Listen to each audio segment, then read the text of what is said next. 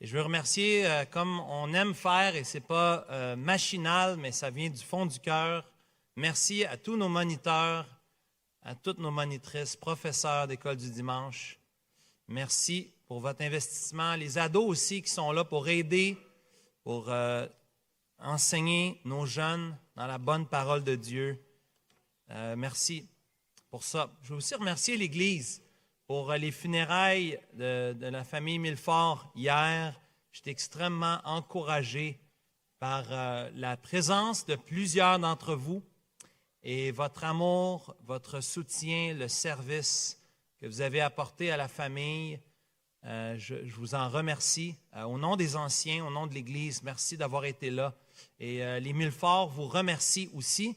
Ils étaient très touchés par l'amour qui a été manifesté par les frères et sœurs. Donc, on sert le Seigneur, mais on veut aussi prendre soin puis aimer ceux qui sont endeuillés, ceux qui sont attristés. La Bible nous dit de pleurer avec ceux qui pleurent. Et c'est notre travail de faire ça. Et c'est notre joie aussi d'honorer les frères et sœurs qui sont partis dans la gloire, mais aussi d'aimer et de servir les familles qui restent. C'est une joie de faire ça ici, de pouvoir les accueillir à l'Église, au bâtiment, mais aussi à l'Église, la famille. Je vous invite de tourner, s'il vous plaît, dans vos Bibles, dans la lettre de Paul aux Romains, chapitre 1 ce matin. Et les choses vont se corser quelque peu. Romains, chapitre 1, versets 18 à 32. On va faire la lecture. Soyez rassurés qu'on ne va pas couvrir tout ça matin. Il y a beaucoup de bon stock là-dedans, comme on dirait. Hein? Mais on va faire ce qu'on peut.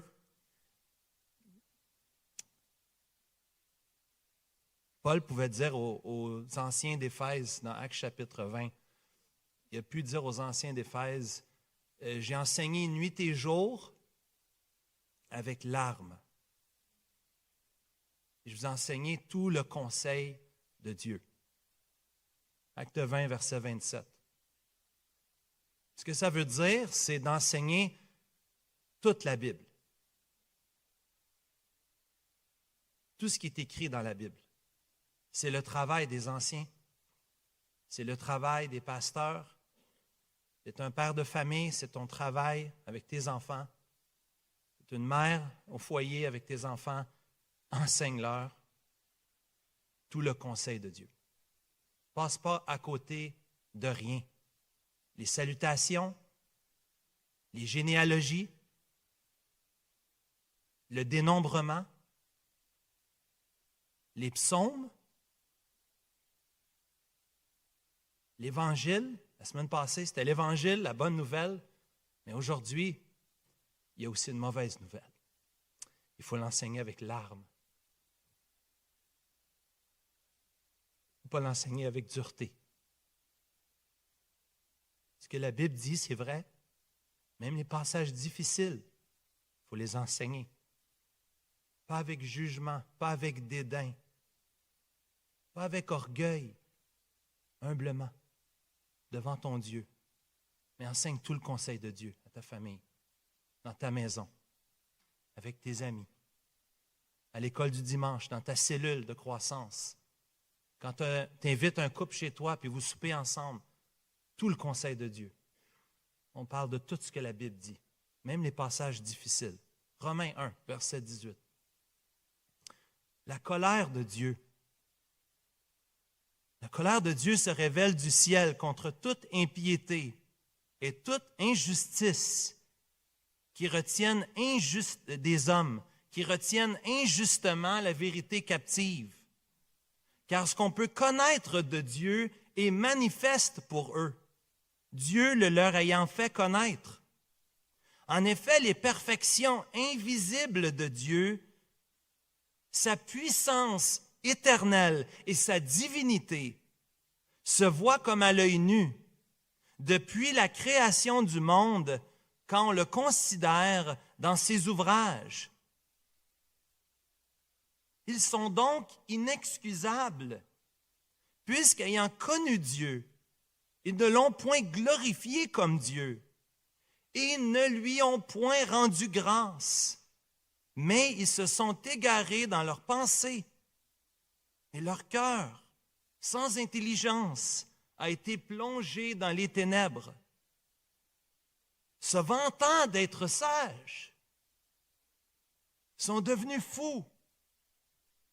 Ils ont changé la gloire du Dieu incorruptible en image représentant l'homme corruptible, des oiseaux, des quadrupèdes, des reptiles.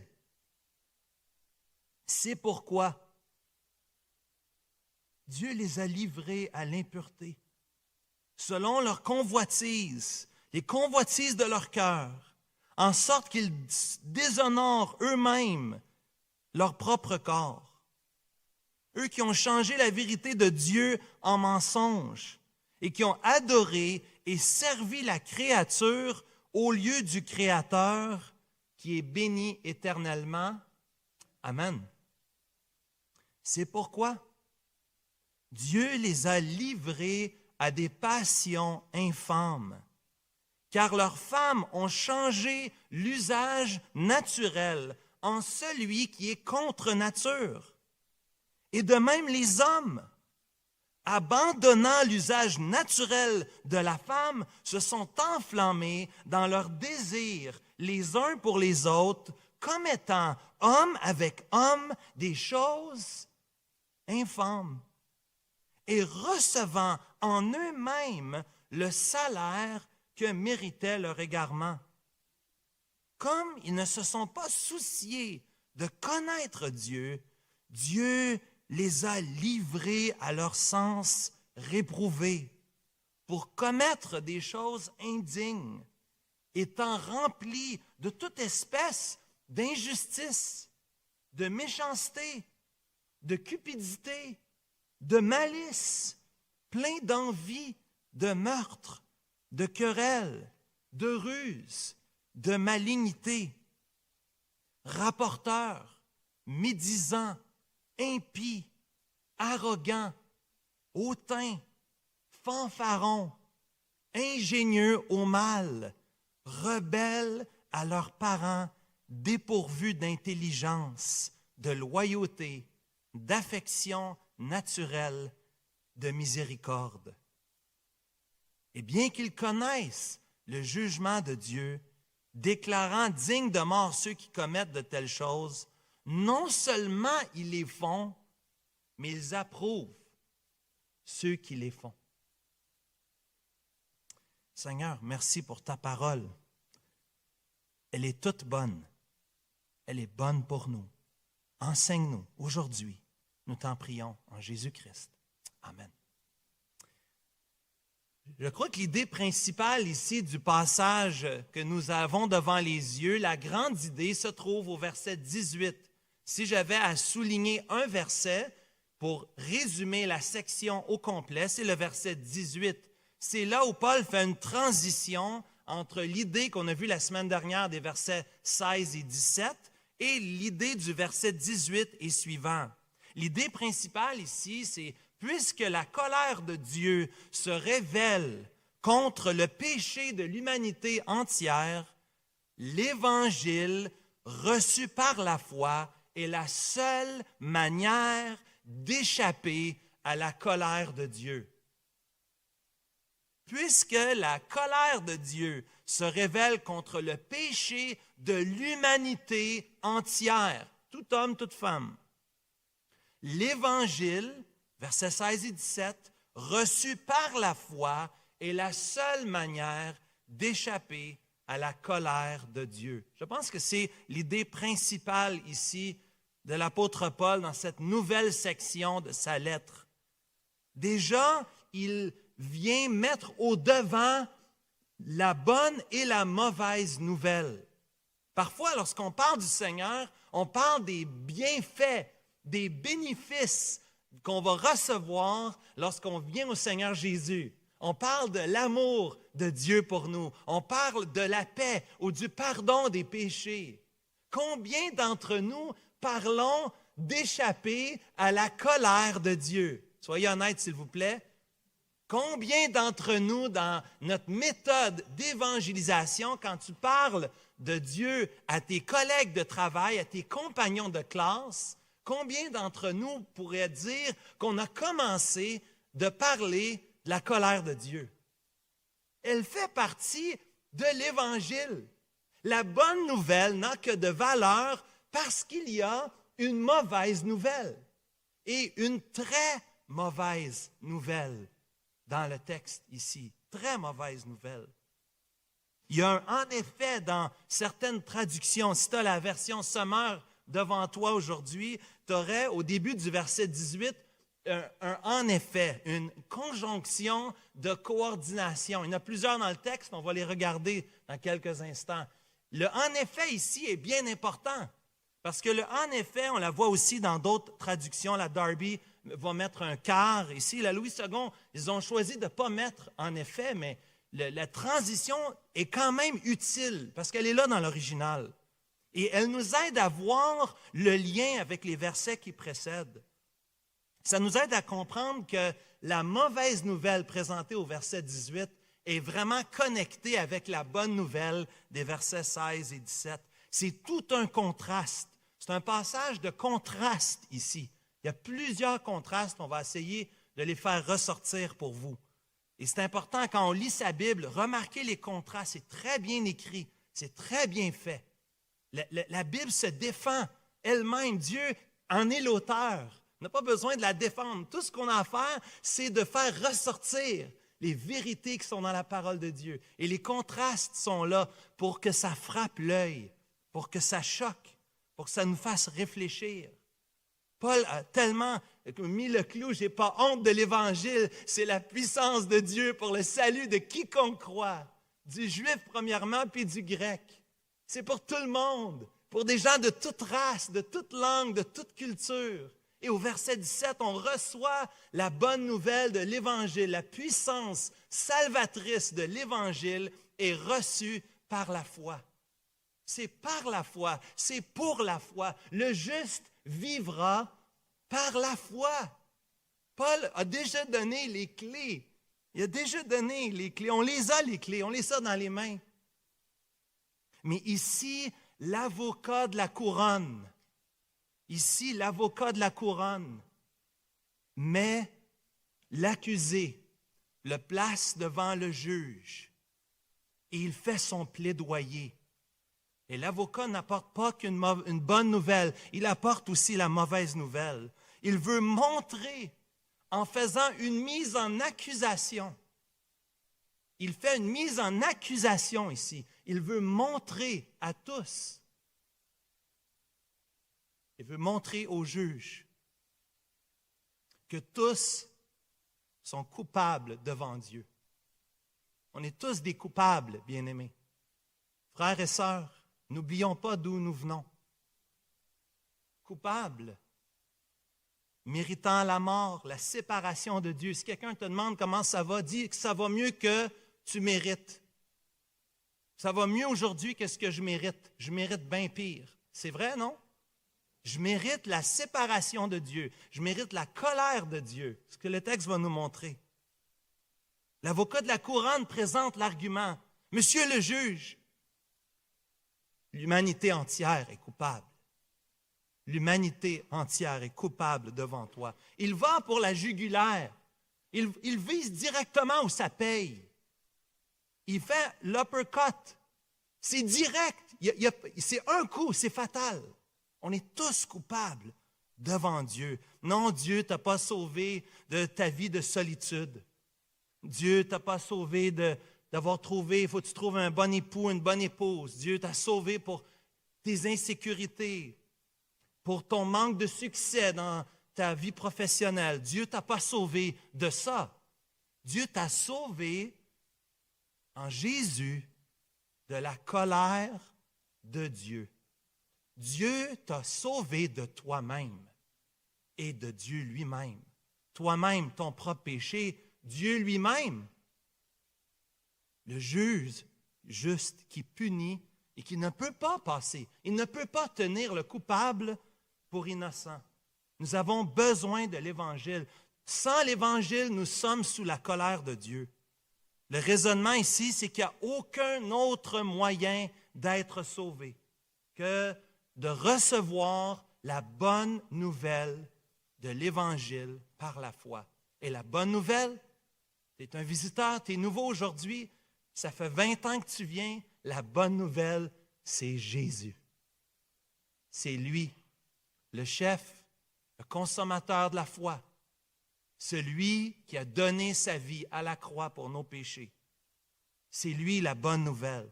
Et la seule façon d'être sauvé de la colère de Dieu, c'est de recevoir Jésus dans ton cœur aujourd'hui, de te repentir de tes péchés et de placer toute ta confiance en Jésus-Christ. Il n'y a pas d'autre moyen. Par lui-même, le raisonnement ici, l'homme ne peut pas se sauver lui-même.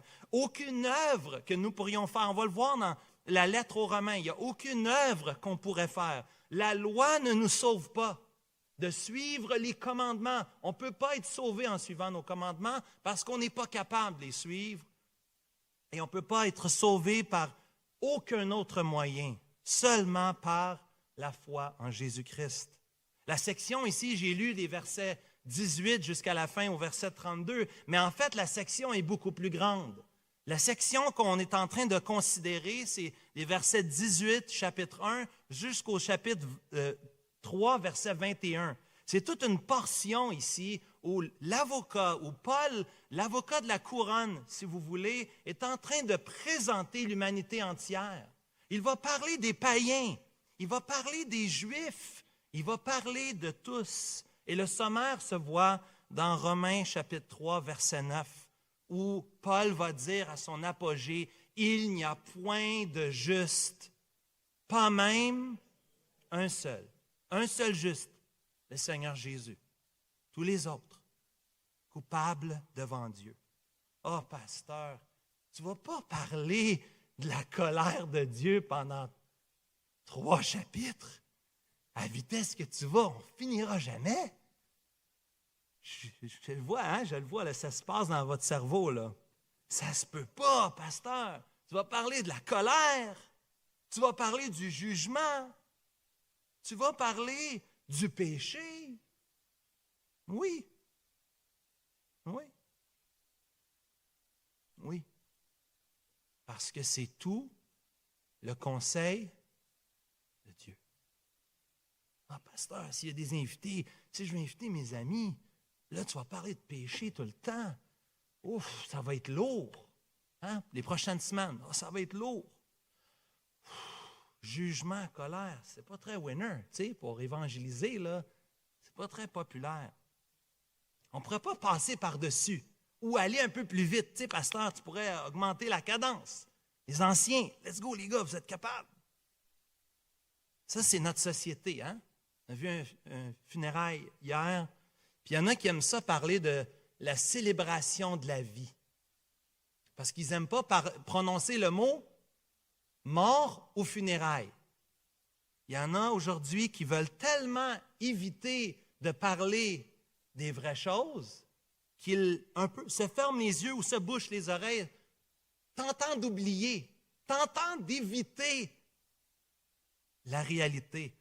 C'est pas comme ça. Le Seigneur n'est pas comme ça. Dieu, ce n'est pas un cachotier. Dieu met la vérité devant nous. La vérité devant nous, bien-aimés. On a besoin d'entendre parler de la mauvaise nouvelle. Et si on fait un rayon X du cœur de l'homme, c'est pas beau. C'est ça la réalité. C'est pas beau. Mon cœur fait un rayon X de mon cœur. C'est pas beau. Désolé de vous décevoir. Mais c'est ça. Le cœur de l'homme. Méchant et tortueux par-dessus tout. Qui peut le connaître? Si les enfants, peut-être des enfants qui sont montés, mais j'ai des parents ici, les ados, ça fait peut-être pas si longtemps. On va jouer des fois dehors, hein? On en profite. On commence à refroidir maintenant, mais quand il fait beau, des fois, on se met à jouer, on va courir. Hein? On s'en va courir dans les champs. Des fois, on court dans les rues. Chez nous, c'est une entrée en gravier. Si on court dans une entrée en gravier, des fois, il arrive ce qui doit arriver, n'est-ce pas? Une chute, on glisse. Vous avez déjà vu peut-être, maman, je pense à vous, là. Vous avez un enfant qui rentre en pleurs à la maison et pleure parce que « Maman, je suis tombé, je me suis fait mal. » Hein? Puis là, tu regardes ça puis tu te dis « Ouais, il ne s'est pas manqué, hein? » Tout est raflé, tout gratigné sur son genou. On a plusieurs infirmières, ils vont regarder, hein? On prend le temps de nettoyer un petit peu la plaie. Et là, on se rend compte qu'il y a des petites pierres qui se sont logées à l'intérieur, ou du sable, des impuretés qui pourraient faire de l'infection. Et qu'est-ce qu'on fait? Je ne veux pas te faire mal, mon fils. Tu peux continuer, c'est correct. Est-ce que c'est ça qu'on fait? Non. Il pleure déjà. Tu dis, viens t'asseoir, mon pit. Viens ici, là. Viens ici. Tu le mets sur la chaise. Tu sors un petit peu d'alcool, n'est-ce pas? Un peu d'eau savonneuse. On frotte ou on va enlever les petites impuretés. Maman, ça fait mal. Arrête. Arrête de faire ça. Je ne peux pas arrêter. C'est pour ton bien. Dieu ne peut pas arrêter. Dieu ne peut pas arrêter de se présenter comme il est lui-même. C'est Dieu ici. C'est pas nous qui inventons ça, frères et sœurs. On n'a pas à s'excuser. C'est Dieu qui se présente comme ça. C'est qui Dieu est. Dieu est amour. Dieu a prouvé son amour envers nous, parce que lorsque nous étions encore des pécheurs, Christ est mort pour nous. Bien sûr qu'il nous aime. Mais le Dieu parfait, à 100% parfait, le Dieu complet, est aussi un Dieu de justice et qui a une sainte colère contre le péché et contre le pécheur qui commet ces péchés-là. Ah, Dieu aime le pécheur, mais il n'aime pas le péché. Faux. C'est faux. On est en colère contre Dieu à cause de notre péché. Si tu pratiques le péché, la colère de Dieu va reposer sur toi, pas juste sur ton péché. Le Dieu saint, voici le Dieu saint qui se présente à nous. On devrait l'adorer pour ça. Ce n'est pas très populaire dans nos chants de parler de la colère de Dieu. Peut-être qu'on devrait en ajouter, en écrire, parce que c'est une rareté. J'ai cherché vite, là, j'aurais peut-être dû demander aux boys, là, à Philippe, ou à Serge, ou Édouard, ou Mathieu, ou Kevin, Jean-Edwidge, hey, les gars, avez-vous un chant qui parle de la colère? J'ai cherché un peu hier, pas trouvé grand-chose, pas très populaire. Un chant qui souligne la colère de Dieu, mais c'est un de ses attributs. Il est juste et saint et donc en colère contre le péché. Bien sûr, ce n'est pas une colère comme la nôtre. C'est ce qu'on va voir ce matin. Regardons la colère de Dieu révélée ici au verset 18. Ce n'est pas une colère comme la colère des hommes. Jacques nous dit que la colère de l'homme n'accomplit pas la justice de Dieu. Parce que moi, quand je me mets en colère, habituellement, c'est parce que quelqu'un a pesé sur mon petit ego.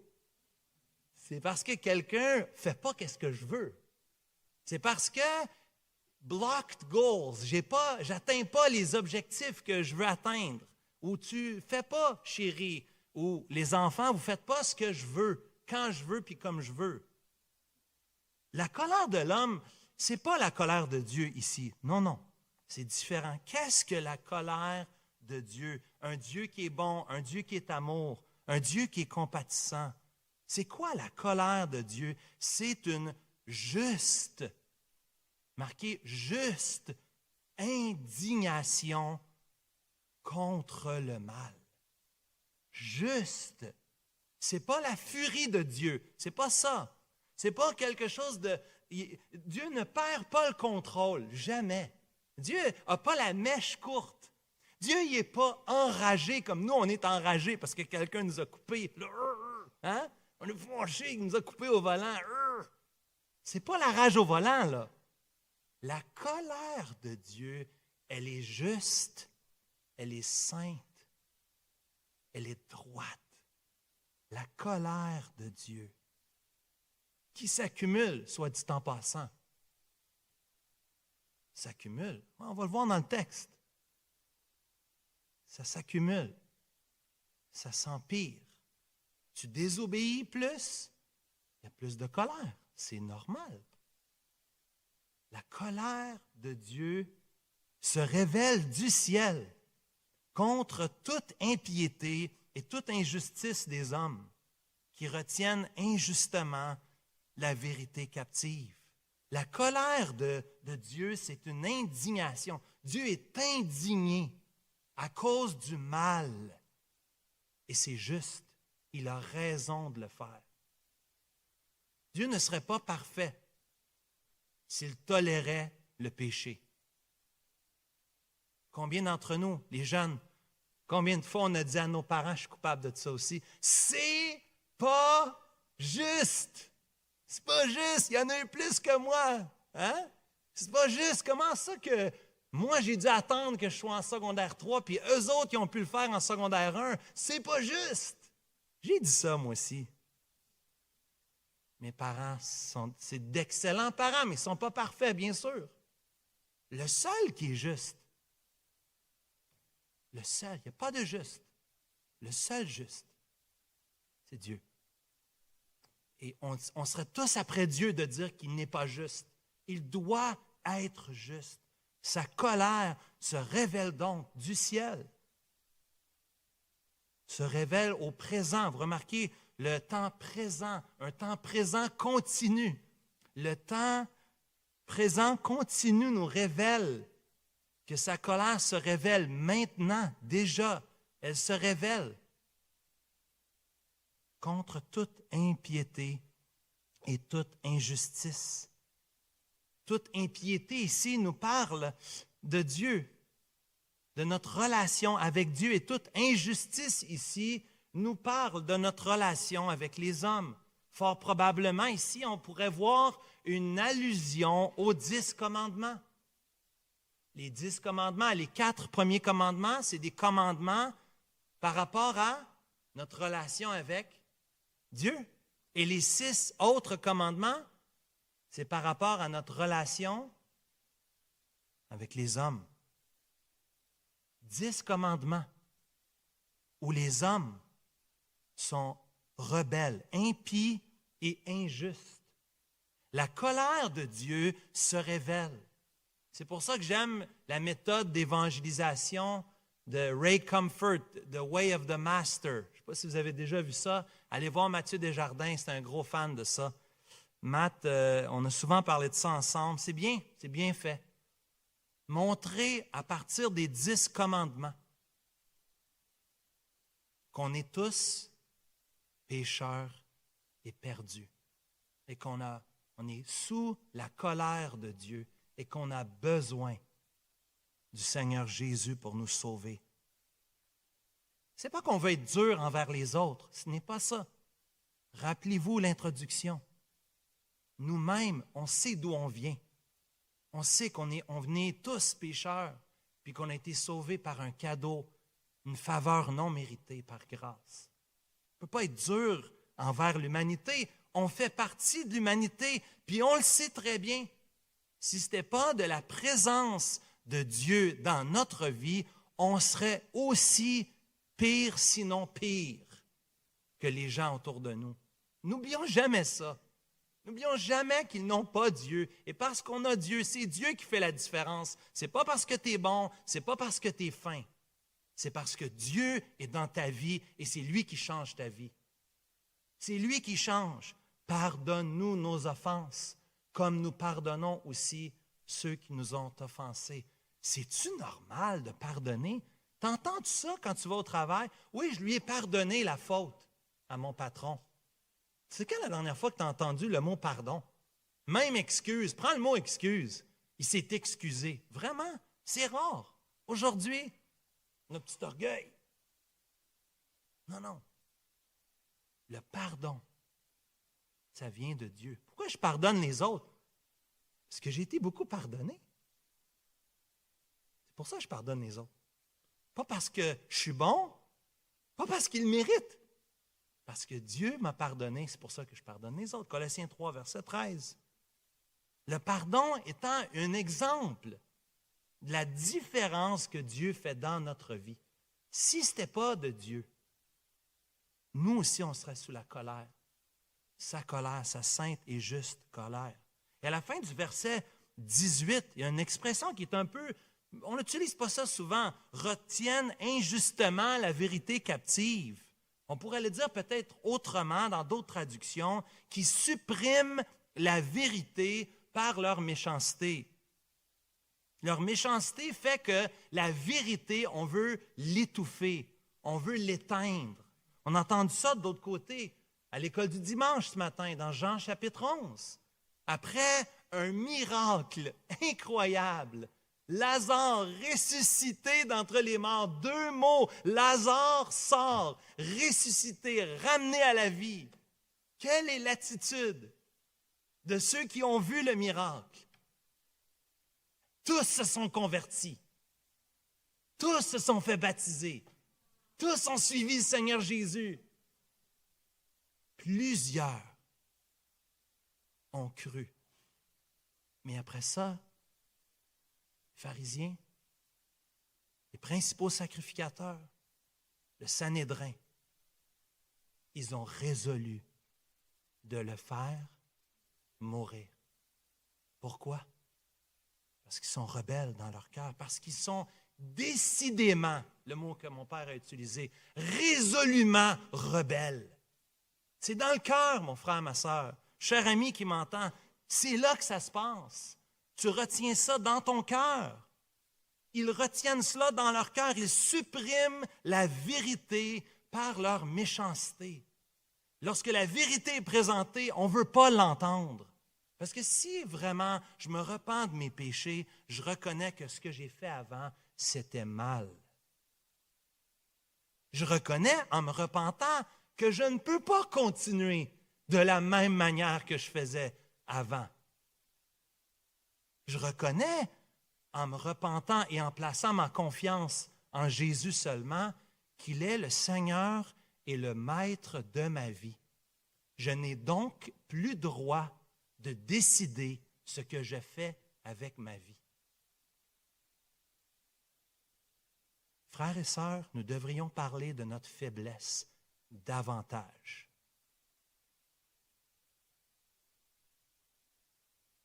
Arrêtons d'essayer de montrer qu'on est bon et qu'on est capable. C'est Dieu. C'est lui qui est grand. C'est lui qui est capable. C'est lui qui a fait ça en nous. Moi, je mérite la condamnation. Je suis, si ce n'était pas de Jésus, je serais sous la colère de Dieu. L'humilité. Nous sommes, même dans mon cœur aujourd'hui, je guerroie. C'est pas drôle, je guerroie contre moi-même. Ma propre rébellion, mon orgueil, mon égoïsme. Ah, je veux tellement bien paraître devant les gens. Non, non, non, non, non. J'ai besoin de Dieu. Notre plus grande force, c'est qu'on a Dieu avec nous. Il vit en toi, mon frère, ma sœur. L'Esprit de Dieu vit en toi. Le sceau, le gage de l'héritage. C'est pour ça que tu n'es pas sous la colère de Dieu. Tu as été sauvé par Jésus, il a mis son esprit en toi pour que tu vives pour lui. La colère de Dieu se révèle du ciel contre toute impiété et toute injustice des hommes. Deuxièmement, la colère expliquée, versets 19 à 21. La colère expliquée, parce que c'est comme du forage. On dirait que Paul est en train d'aller de plus en plus en profondeur. C'est comme s'il est en train de rentrer de plus en plus. La même affirmation qui est en train de se préciser, en train de se confirmer. Il ajoute, je pense que la meilleure image, c'est l'avocat qui veut amener exemple après exemple après exemple après élément de preuve. C'est tellement limpide, c'est tellement clair que le juge, il n'a pas le choix de dire coupable. Il n'a pas le choix. C'est évident, l'argument est là. Remarquez les conjonctions de coordination. Celles-ci sont dans le texte. Regardez au verset 19. Car. Regarde au verset 20. En effet. Regarde au verset 21. Puisque. Puis on va voir au prochain point le mais de la deuxième partie du verset 21.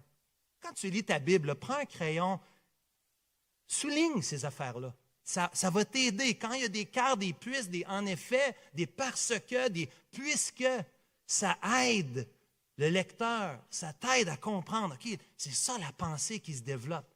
Le car ici, c'est la colère expliquée. Le car explique le but.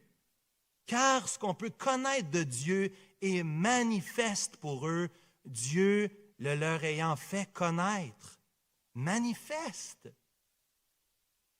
Comment la colère de Dieu, la présence de Dieu, l'amour de Dieu est manifeste pour l'humanité. Au verset 20, nous avons la révélation. En théologie, on parle de révélation générale et de révélation spéciale. Versets 16 et 17, c'est la révélation spéciale. La révélation spéciale, c'est l'Évangile. Mais la révélation générale, on la voit ici au verset 20. La révélation générale, c'est là la création, ce qu'on voit dans la nature. Création ici, c'est les ouvrages de Dieu au verset 20, à la fin du verset 20. Ce n'est pas seulement les arbres ou les montagnes ou le ciel, mais c'est toute la création. Regarde ta main. Regarde ta peau. Nos corps vieillissent, c'est vrai. Mais regarde ton corps, même toi qui es une personne âgée aujourd'hui. Vous, les personnes âgées, c'est quand même fascinant. Après 70, 80, 90 ans, on a des 90 ans dans l'Église, ça fonctionne encore. Incroyable. Les perfections invisibles de Dieu, verset 20. Les perfections invisibles de Dieu, sa puissance éternelle et sa divinité se voient comme à l'œil nu. Vous voyez un paradoxe ici au verset 20? Vous voyez un élément contradictoire dans le texte? Les perfections invisibles de Dieu se voient comme à l'œil. C'est bien écrit. Paul veut faire le choc d'idées ici. Dieu, bien sûr, est invisible. Dieu est esprit. Dieu n'est pas limité par un espace, par une église. Il n'est pas limité par un objet que tu aurais dans ta poche. Dieu n'est pas limité. Dieu est illimité. Il est infini. Il n'a ni commencement ni fin. Il est esprit. Il est omniprésent. Il est omniscient. Il sait toutes choses. Il est omnipotent. Il a toute la puissance. Elle est encore là. Deuxième fois que sa puissance est là. On l'a vu au verset 16. Sa puissance salvatrice. Ici, c'est la puissance de Dieu, sa puissance créatrice. La puissance créatrice de Dieu. Dieu qui travaille fort avec ses mains. Dieu qui fabrique, qui va bûcher, qui va... Ouf, je suis fatigué. J'ai créé le ciel et la terre. Quelle journée, hein? Petite journée, hein? Fatigué? Jamais de la vie. Il ne travaille même pas. Il le dit. Et la chose existe. Qu'est-ce qu'il a fait pour ressusciter Lazare? Attendez là, je m'en occupe. Je vais rouler la pierre. Hein? Je vais sortir la pierre. Attendez, je vais aller le toucher. Qu'est-ce qu'il a dit? 2 mots. Lazare, sort. Est-ce qu'il y a besoin de faire plus? Non. C'est Dieu. Une chance qu'il a dit Lazare, hein? On a entendu ce matin. Sinon, tous les tombeaux se seraient levés, se seraient vidés. Tout le monde serait sorti. Il a la puissance, n'est-ce pas?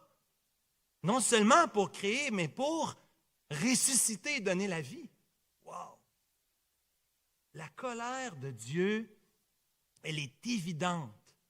La colère de Dieu, sa personne, ses perfections, tous ses attributs se voient. Il y a des indices de cela dans la création. la révélation générale. Le psaume 19, versets 1 à 6, nous parle de la révélation générale. À partir du verset 7, psaume 19, on a la révélation spéciale qui est la parole de Dieu, l'Évangile. Même dans l'Ancien Testament, on a ces deux éléments. Le Dieu éternel, le Dieu infini, le Dieu esprit que personne n'a vu. Le Dieu invisible, oui, il s'est montré. La main invisible de Dieu se voit. Ça se voit.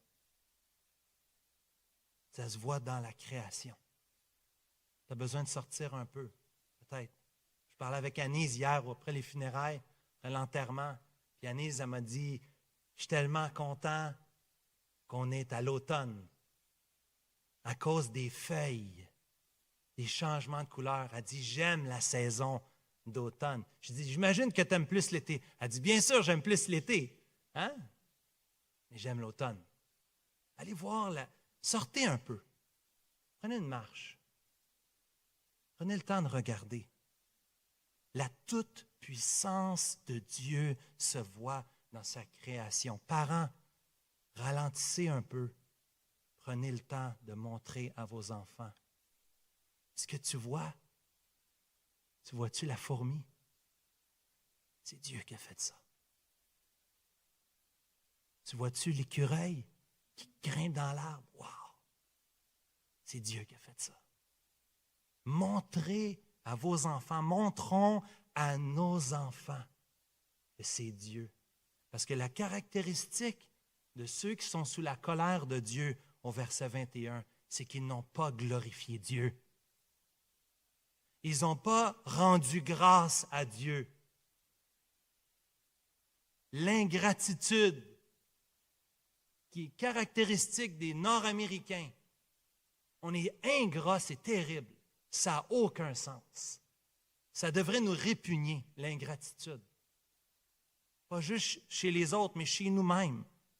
Seigneur, apprends-moi à rendre grâce en toutes circonstances de la vie.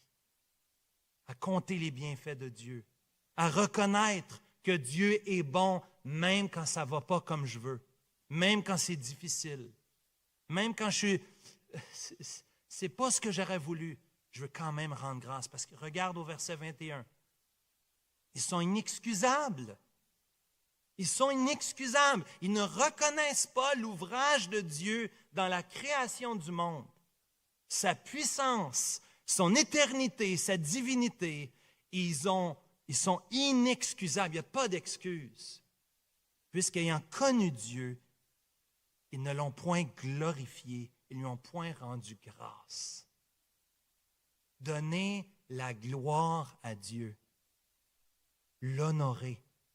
Le remercier, le souligner.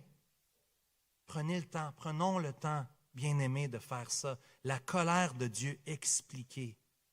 Seigneur, pardonne-moi. Repens-toi aujourd'hui. Moi, je me suis repenti cette semaine du manque de reconnaissance dans ma vie. Pour ceux et celles autour de moi, pour ma famille, pour l'Église. C'est vrai que j'ai un peu plus de cheveux gris maintenant. J'ai perdu quelques cheveux aussi. C'est pas toujours facile. C'est pas toutes les brebis qui sont faciles. C'est vrai. Vérité. Mais devant Dieu, je rends grâce pour chacun d'entre vous. Les anciens, on vous aime, on prie pour chacun d'entre vous. Chacun d'entre vous. C'est important pour la famille de Dieu. La gratitude. Rendre gloire à Dieu. L'honorer. Ici, l'auteur veut mettre l'emphase, veut donner des fruits clairs. C'est clair. Ceux qui sont sous la colère de Dieu ne reconnaissent pas que c'est Dieu. Nous, par la grâce de Dieu, quelqu'un a enlevé les écailles et on a vu et on a cru. Et on reconnaît que c'est Dieu. Dans notre intelligence, dans nos émotions, dans nos sentiments, dans notre volonté, dans le cœur le plus profond de notre personne. nous voulons glorifier Dieu et dire à Dieu qu'il est premier dans notre vie. Finalement, les versets 21 à 23, la colère clarifiée. Vous comprenez que c'est toute la colère de Dieu qui est manifeste, hein, n'est-ce pas? La colère expliquée, la colère clarifiée, versets 21 à 23. Ils se sont égarés dans leurs pensées. Encore un contraste ici. Leur cœur sans intelligence a été plongé dans les ténèbres. Le pire, c'est qu'ils pensent faire la bonne chose. Ils pensent être intelligents. Ils se vantent au verset 22 d'être sages, mais sont devenus fous. Un autre contraste. Ça n'a pas d'allure. Des fois, on regarde les choses et on se dit, ça s'en va où tout ça? Regarde le monde autour de toi. Ça s'en va où? Ça n'a pas de bon sens. En plus, c'est des personnes, des fois, c'est des personnes en autorité. Tu te dis, mon ami, il semble qu'il est à côté de la traque. Il semble que ce n'est pas ce que Dieu dit. Puis en plus, ils se vantent d'être sages, pavant leur diplôme. Regarde, moi, je suis un expert scientifique. Je connais les choses, moi. Tu connais les choses. Tu es une créature. Ton intelligence, même avec ton PhD, par rapport à Dieu, le Dieu infini, le Dieu qui sait toutes choses, le Dieu qui orchestre toutes choses, chef d'orchestre. Incroyable. Regardez le contraste ici. Se vantant d'être sages, ils sont devenus fous. Ici, j'ai une liste d'exemples, je n'ai pas le temps, mais j'ai une liste d'exemples. On pourrait passer dans l'Ancien Testament. Ils se pensaient bien intelligents. Moïse monte sur la montagne, il reçoit la loi, les commandements, il redescend de la montagne. Qu'est-ce que tu as fait? Ah, mais le peuple, il se donne des excuses. Le peuple, ils ont pris leurs bijoux, ils ont fondu ça, ils ont fait un veau d'or. C'est le veau d'or qui nous a sortis. Quoi? Hey, ça n'a pas été long, là. C'est pas long, frères et sœurs. Tu sais, de glisser dans le péché, là, pensez pas que ça prend bien du temps. Moi, on est tous à quelques minutes, quelques heures maximum. Des pires folies, on est tous capables de faire ça. Regarde le peuple d'Israël, c'est juste un miroir de nous. Daniel, chapitre 3, pensez au roi Nebuchadnezzar. Hey, qui se pétait les bretelles. Il s'est fait une statue de lui-même, tellement imbu de lui-même. Et vous allez tous vous prosterner devant ça. Sérieux? Sérieusement? La folie du cœur de l'homme. Combien d'exemples qu'on aurait. La Bible est remplie de contre-exemples, de pécheurs, de pécheresses. David, il a tout ce qu'il veut. Qu'est-ce qu'il veut de plus? C'est le roi. Il a les plus belles femmes, il a le plus bel argent, il a tout ce qu'il veut, il a l'armée, la puissance. Mais il y en a une qui tombe dans l'œil. Bathsheba. Et qu'est-ce qu'il fait? Il balance un paquet de choses dans les airs. Oh, David il est tellement méchant. Frères et sœurs, c'est le reflet de nous autres. On a la même capacité dans nos cœurs de faire les mêmes folies. Et on s'égare. C'est l'égarement ici dans les pensées. Un cœur sans intelligence, plongé dans les ténèbres, se vantant d'être sage, devenu fou. La folie, à quel point, verset 23, ils ont changé la gloire du Dieu incorruptible en image. On retourne au veau d'or. Quoi? Un veau d'or? Une représentation de la création de Dieu. On va se prosterner devant ça. N'importe quoi. N'importe quoi. De toute façon, le deuxième commandement nous dit, tu ne te feras pas d'image. Est-ce que vous voyez des statues ici? Est-ce que vous voyez des images ou des icônes? Non. La croix est en avant. Est-ce qu'on va tous l'embrasser après le service?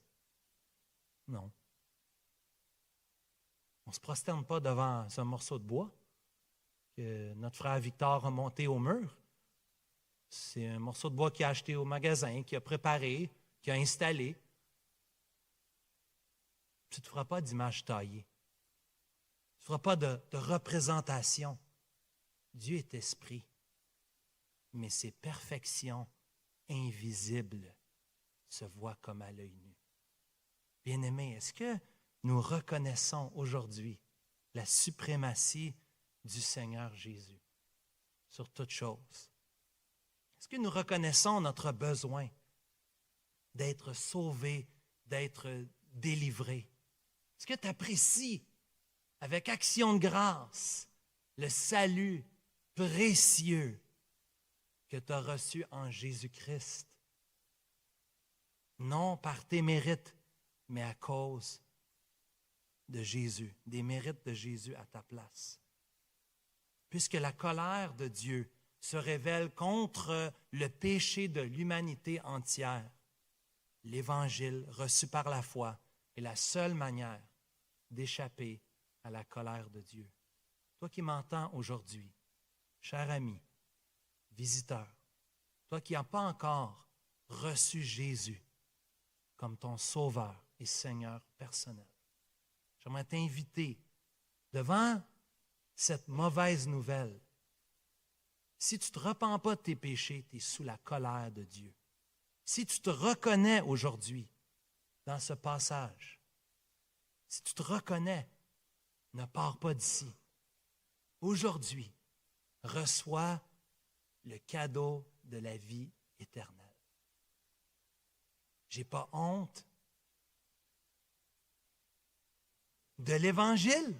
C'est une puissance de Dieu pour le salut de quiconque croit, du juif premièrement, puis du grec, par la foi, qu'on reçoit ce cadeau-là.